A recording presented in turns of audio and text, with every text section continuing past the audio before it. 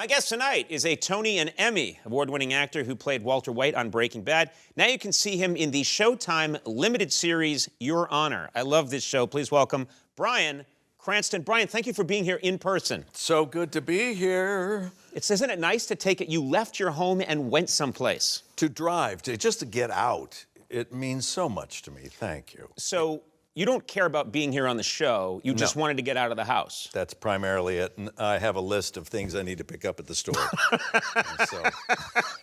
Now, you've asked that I interview you while you shop, while you pick up things at the grocery store. Well, it'll be as exciting as your other episodes. Zing! You know, I didn't come here to be insulted by you. Wait a minute, that's exactly why I came here. We have so much to talk about. First, this is a reunion of sorts because I know you've worked with the great Andy Richter before. Andy, you guys have worked together. We have a few times. Yeah. Yeah. We did a movie together, and then I was in an episode of Malcolm in the Middle. Right. The movie was an adult sex movie, so we don't usually talk about that one. But you were, he was terrific. Actually. Well, I've seen the movie 4 times. Yeah. You are forgettable. Andy Richter. Completely forgettable. He is, he is an amazing. Was it a movie called Seeing Other People? Correct. Is this from that movie? I don't know what this is from. This is a still I was given. That is. The two of you. I would love. I think in this one, Andy was telling me about his sexual prowess. You're right. And I'm reacting. Andy's we weren't rolling. I just was doing that. Yeah, you were just doing that. Oh, okay. Andy is so proud of working with you that this is his driver's license photo. It's the two of you. It's the only 2-shot driver's license photo that exists. I was going to say, from the lighting of that, you could tell they could afford him and me. It was a very high budget production. Very dim. Yeah. As you can see, we're being very COVID safe here. Andy, you and I are more than 6 feet apart, and Andy, I insisted, be 65 feet away from me. It's a court thing for some reason. Yeah, the restraining order that was the minimum. You know, I did want to ask you a personal question. I've talked to you several times before. We've always had a wonderful time. At least I have. You seem annoyed most of the time. Yeah. You have had a wonderful time. I've had a wonderful time talking to you. Yeah. I've really enjoyed talking to you. You always seem, take it or leave it. Yeah. You have been married 32 years, and just an incredible marriage, especially in this business of show. Well, it's collective. I've been married 5 times. So I still look at it as a success. If you look at it that way, Mickey Rooney was married for 160 years. How did you and your wife meet? We met, and we were guest stars. My wife, Robin Dearden, was an actor, and she's retired now, but we met doing a show called Airwolf. Oh, my God. Do you remember this show? Yes, I remember Airwolf. Very, very bad show, but with a great thumping theme song. And you got excited about the show, and then slowly, as the show rolled out, it's like, you started losing interest. And so, which means it only ran for like 7 seasons. Yeah, it did incredibly well. And my wife was the victim of the week, and I was the bad guy of the week, and I literally held her captive by gunpoint. And what a weird way to meet, because I met my wife on a remote 20 years ago, shooting a remote, which I think by is gunpoint? Strange. Again, that was how I used to do remotes. The only way I could get anyone to talk to me was I would wave a gun around and make people. No, I didn't do, but I'm saying yours is so much stranger that you met your wife, your first introduction to her was you holding her hostage with a fake gun. Well, it's also very sexy, I think, though. It's like, she thought I was very dangerous. It was like, ooh. Did you guys have that chemistry right away? We did. And you know why I think we've been married for so long? Is because at that time, that's 35 years ago now, 35 years ago, I had a girlfriend, she had a boyfriend, so we didn't have the need to make a move. We were able to play and flirt, and yet to not have anything go any further than that. So we were able to really be ourselves and say, God, she's really pretty and funny, and Yeah. I really like I had this. that same thing with my wife when we met. I was very asexual, and so there was no threat that I would, you know what I mean? And then I just eventually sort of evolved in this other direction. Into like, it's like a battery. Now you're AA or AAA sexual. Yeah, it's one of those. You know, I remember, it's so funny that you met on Airwolf because I remember that theme so well, the opening of that show. I do, and basically, I hate to admit this, but it's how I start most of my mornings, is I play the Airwolf theme. I think we should take a look right now. Ladies and gentlemen, the opening to Airwolf.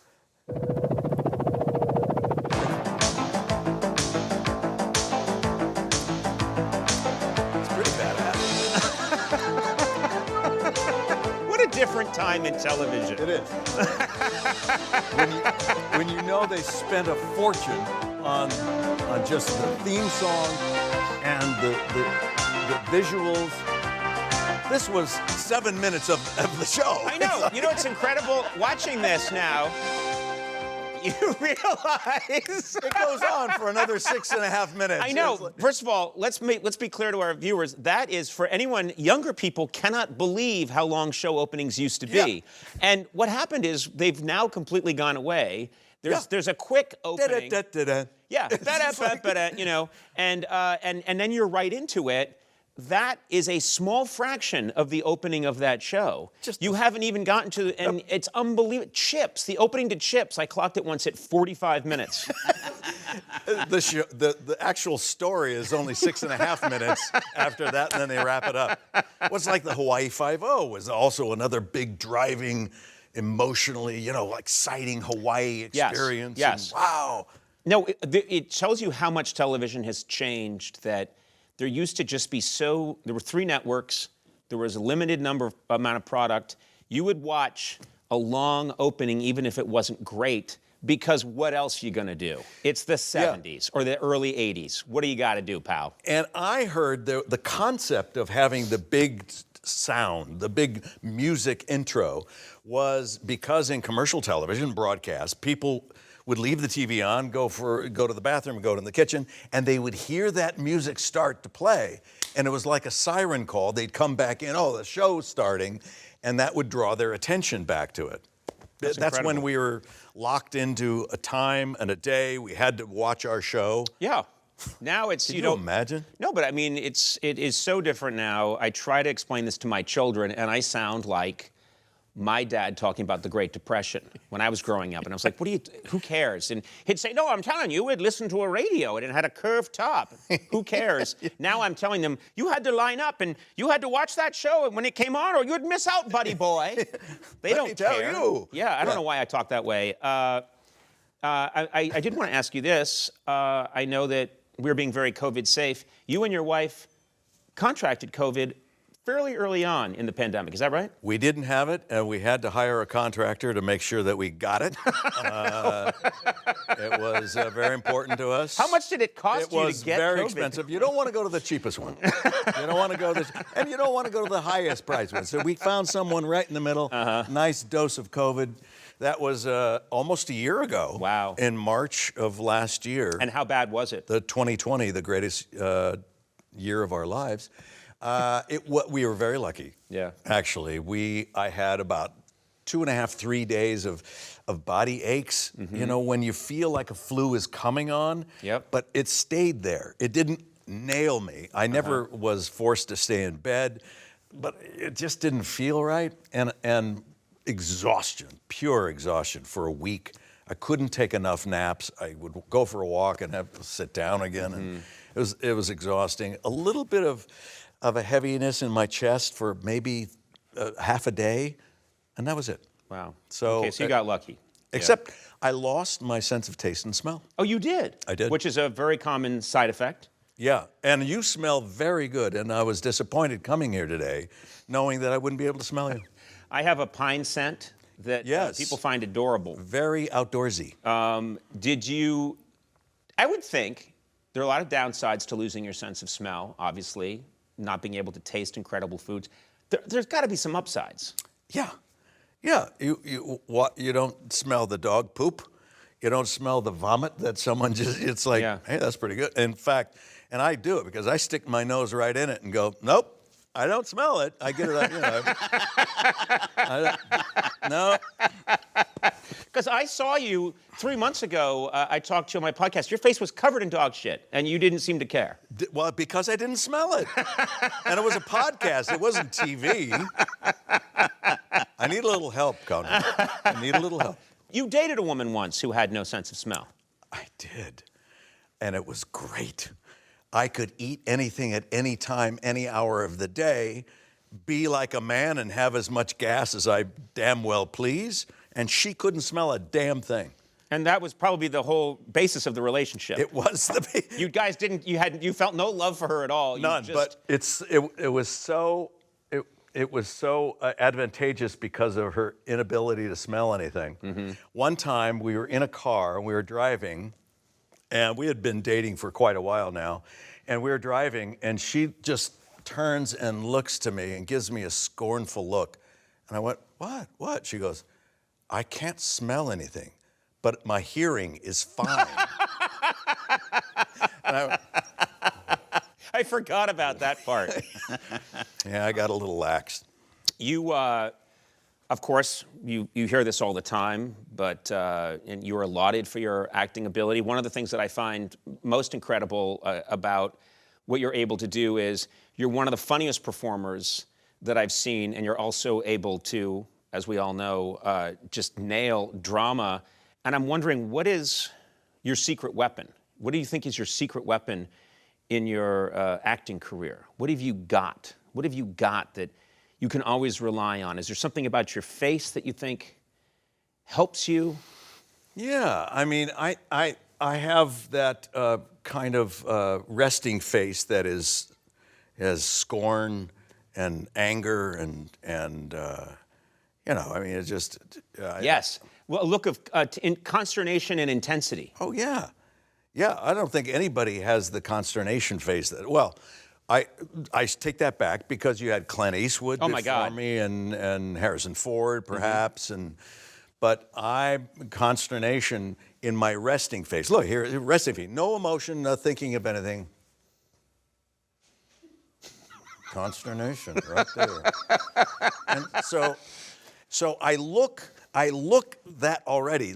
Then you enter a real dilemma, and boy, it just compounds. Wow. And people think that I'm actually thinking of something, and I'm like right now when I'm talking to you, I'm actually thinking of lunch.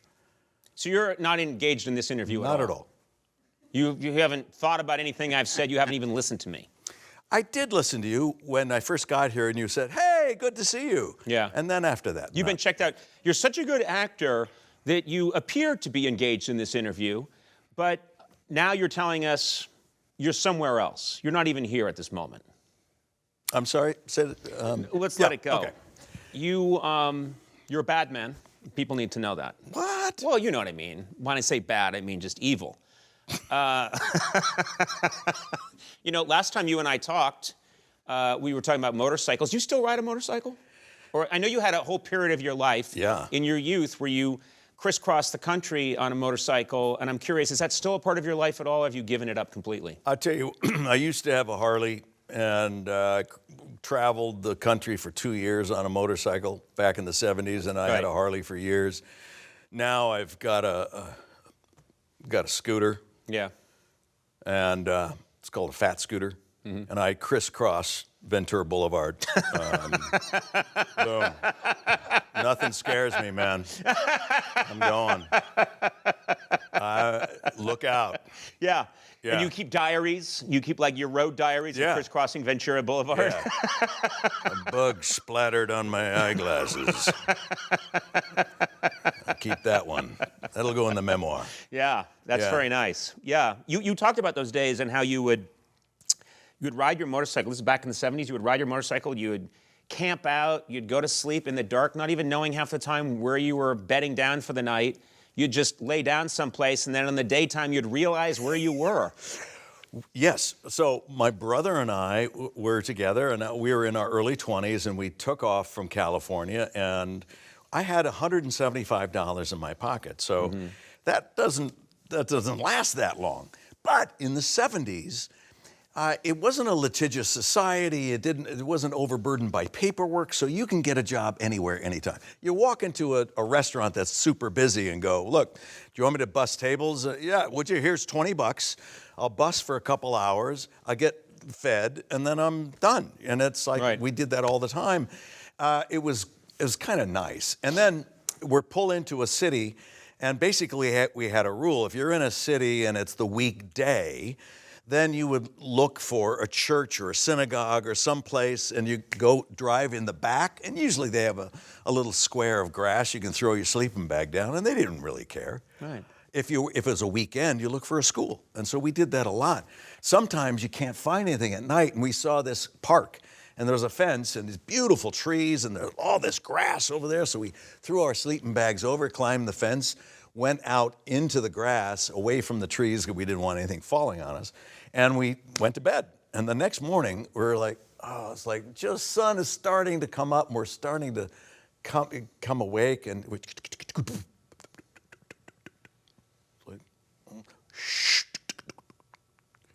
and I look over, and there's a golf ball about. I was like, oh. And then there's another golf ball. Like, no, sorry. We were one of the hazards. So you're in a driving range, essentially. we're on a golf course, yeah. It's insane. And then one time we did the same thing. We were so tired that we thought we saw a park. We climbed a fence again, got to a grassy area, and then we're putting things down. And I realized, oh, I can put my things against this stone, this headstone. Oh. We were on a cemetery. Right. But we were so tired, we thought, you know what, the hell with it. Let's You have to be pretty tired to say, what are they going to bother us? Yeah, no. I want to talk about Your Honor, which I love this show. Oh, good. And I actually got very wrapped up in it. It's a fantastic idea for a show. And one of my favorite things about the show is how your character, this judge, is a very decent, is a very decent person with a very strong moral code who has to make these decisions to save his son. And so every step of the way, I understand why your character's doing what they're doing. And at the same time, these are decisions which go against everything that you believe is right. That's what got me hooked on this show to do it in the first place, was that premise of, if you really thought your child was in danger of being killed, what would you do to protect him or her? And you go, anything, everything. Right. And I talked to any parent, and they said, yeah, I would become a criminal. I would, and that my character is a Superior Court judge, and he does. He lies to authorities, which is a crime. He destroys evidence. He creates alibis. He manipulates juries. He's doing whatever he can to keep his son alive. And each step, it's going so against his principles that it's eroding his soul. And it keeps going deeper and deeper and deeper. And I also love that it takes place in New Orleans, which, to me, I would want to, if I was ever involved in some showbiz venture and they said, pick a city where it's going to happen, I might choose New Orleans just for the food alone. Yeah, you know what I mean? But that's not going to happen for you. I mean... You don't think? They're not going to say, be involved in an entertainment program of some sort. I think you've shot your wad here. I think I'm doing really well. Bryan, thank you. Right? I talk till I'm blue in the face. And how has it been for you all these years, my friend, where you have to walk that line between being supportive and being sycophantic? You don't want to be an ass kisser, but you have to support him. But have you ever really just come out and told the truth about a monologue that he did and said that was terrible? No, I just generally, not specifically, I just generally keep him frightened of me. Oh. Yeah. Yeah, Andy early on sort of intimated that he had a very violent temper. And he's also physically one of the strongest people I've ever met. So The first thing I do every day at work is I come in and I have a pumpkin and I crush it in my hands. And then we're fine. yeah. Wow. So I don't mess with Andy. Also, I will say in Andy's defense, after all these years of working together, he does not lie. I've never seen him laugh at something, genuinely laugh at something that he didn't think is funny. And you can go back and look at thousands and thousands of hours of late night shows. Plenty of times he is not laughing. There have been people who have pointed that out to me. Yeah, like after a segment and gone like, man, you weren't much help. And I'm like, Yeah, and it's so funny because if we have someone great and funny, if a Bryan Cranston's on, Andy's in there, he's yucking it up, he's coming up with great things. When I've had people on that are giving me nothing, Andy leans back, crosses his legs, and just says, it's your plane, and it's going down. Good luck to you. And afterwards, I'll be like, what the hell? And he's like, hey, what do you want me to do? Get my hands dirty trying to help you in that situation? He did ask me to stop whittling. So That came to an end. Yeah. I understand that. Now, I know that you think it's unlikely that I will become a serious actor of great renown, but I did mean what I said. I would want to be in New Orleans. Are you eating the food? Because I see there was one episode I saw where we were having this giant shrimp dinner, and it looks fantastic, and I'm thinking, are you eating that food, or are you one of those actors that pretends? I always eat the food that's on a set, even when I'm not supposed to. That's always been a pet peeve of mine, to see a scene at Thanksgiving dinner or something, and people are kind of pushing around the food, and no one's really eating, and everybody's like, ha, ha, ha. I was like, I don't believe that. Yeah. I mean, part of creating a dramatic interpretation of a scenario is to be as real as possible. Eat the food. And so you'll see me chowing down. That was real shrimp. Yes. And we were dipping in the sauce. Some was hotter than others. Your eyes are watering. It was great. It's one of my pet peeves about John Cryer, who I love. I love John Cryer. Who doesn't love John Cryer? Love that guy. Yeah. And I think he's hilarious and a terrific actor. 2.5 Men. Anytime that show's on and he's eating, I notice he's just pushing the food and pushing it around. And John Cryer, eat the food. Yeah. Eat the food when you're doing a scene. That show's going to go nowhere. That's my prediction. Now, what is your, okay, so you eat the food. What about love scenes? What's your technique in love scenes? I eat the food in love scenes as well.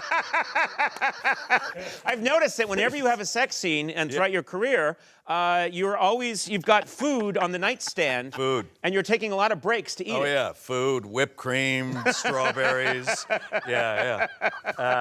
Now, I want to be authentic, so I have to go to my partner and say, we really have to have sex now.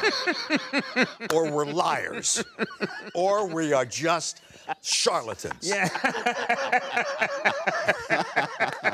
And how's that go over? I've several lawsuits, which I can't talk about.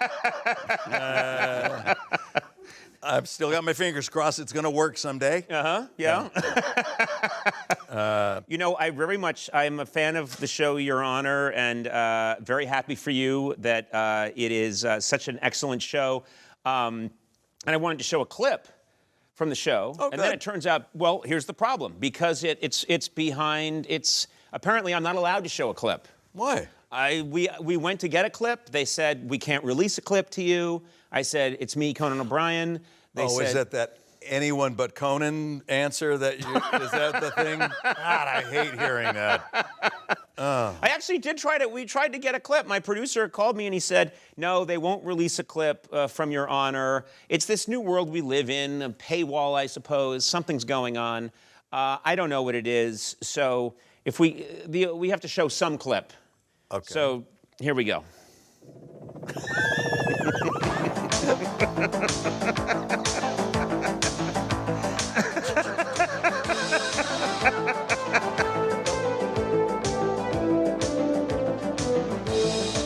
Oh my God, those are intense eyes.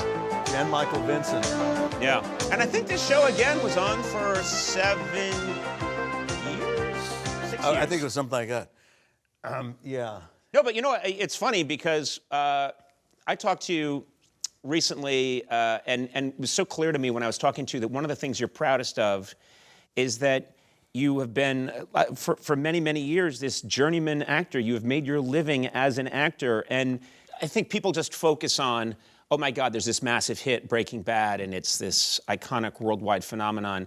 And what they forget is all the years where you were bad guy number 2 in a show that ran in the 80s that most people are not even thinking about anymore, and that is a big part of the trade for people that get into acting. That is it. And you're lucky to get that. The transition in that show you're talking about, I was very fortunate because I was cast as bad guy number 3, and I was promoted to bad guy number 2.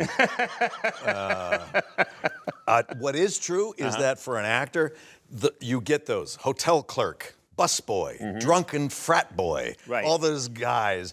And when you finally get a name, it's like, oh God, I'm Daryl! I'm Daryl! You know, you're so excited. If you get a last name, you've made it. You have made it. Once you get a last name. We've made it very clear, I am not an actor and never should be an actor. But early on, when I first got out to LA, like in 85, 86, someone saw me somewhere being amusing, and they said, I recommended you to a casting agent for a Jim Henson show with not puppets, but with live performers.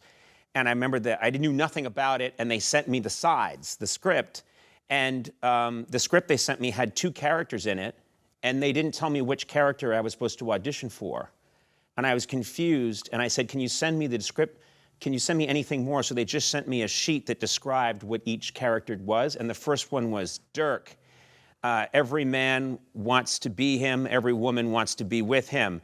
And I remember going like, it's not Dirk. And then and then the second one was like, Gormley. And it was like, Gormley, he's as goofy as he is nerdy. He's a reedy, skinny doofus who's never lost his virginity. And I was like, it's this guy. Sure enough, I show up and they're like, oh, how'd you know? You. I once got set a script, and the part that they wanted me to read within the text of the script was, say the guy's name was Jerry. Jerry, 32, a complete piece of shit. And we thought of you. So what part of a big piece of shit made you think about me? Yeah. We can't just give you the role. You understand? Because there are other pieces of shit in town that are pretty damn stinky. I would see the same pieces of shit in every waiting room in town. We're all circling Every around. time you show up, 3 other pieces of shit are there. Hey, shitball. Hey, shit for brains. Hey. Hey, I want to mention this. You and a young gentleman, a struggling actor named Aaron Paul, have a mezcal together, Dos Hombres. Yes. And tell me what it's like. What's the process like of picking? I mean, you guys, did you go through a process of tasting a million mezcals to make sure that you got the one that said, this is us, this is what we believe in? That's exactly right. Aaron loves a strong scotch, slap you in the face kind of drink. I like to be seduced.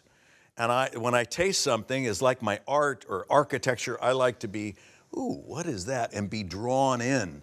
But I don't want to be abused. So we had to find one juice that appealed to both of our tastes, and Dos Hombres is it. And you know what? This is available everywhere. We didn't, well, you brought this. Did you bring this? Yeah, I did. I brought that. And this is just for me alone. Yeah, go ahead, swig it. Oh, that's very good, actually. That is very good. That is, you know what it is? It's smooth. Okay, you might want to ease up a little bit on that. You know what? We're actually taping this at 12:30 in the afternoon. Yeah. So, you really do, you go strong on that. I commit, which has always made me a terrific potential actor. Yeah. I'm a little concerned about you right now, though. Can I say that? Yeah. You should be. Yeah. This is very, very good. Andy, have you had this? Yeah, Aaron brought it to the show a while ago, and it's delicious. It's really good. Andy and I are so cheap that we won't go out and buy this wonderful mezcal. we just keep either booking you or Aaron. like- you always bring it, and at the minute it gets low, we reach out again, regardless. Yeah. Last time, Aaron wasn't even pushing anything. He was like, I'm not pushing anything. We're like, you've got to come. Yeah. We've got to talk to you, and you should probably bring some. Dos hombres. Bring the dos hombres because we're running low. Andy, do you want some? I'll get some after we're done. See? You know. I was going to pass it down to you. You are the biggest piece of shit. I'm telling you. You really are. Yeah, you know, you got to do what God's given you. That's what you got to work with. My dad told me when I was young, you're a piece of shit. And I'm like, yeah, he's not. Right. I'm going to be the best piece of shit. I think that's called leaning in. Yeah, leaning into it. Yeah. You got it. Well, I do congratulate you sincerely. Your Honor is a wonderful show. It airs Sundays at 10 p.m. On Showtime. And Airwolf, I don't know how you'd see Airwolf anymore. Where does it air? On YouTube. Yeah, I'm sure you can find clips of Airwolf on YouTube and watch the beginning several times every morning, and it wakes you up like a strong cup of coffee. Bryan Cranston, you are an amazing talent and also one of the nicest people I've met in this foolish business we're in. So thank you very much for gracing our presence. You're a real class act. Good to see you again, man. Good to see you too. Be well. Yes.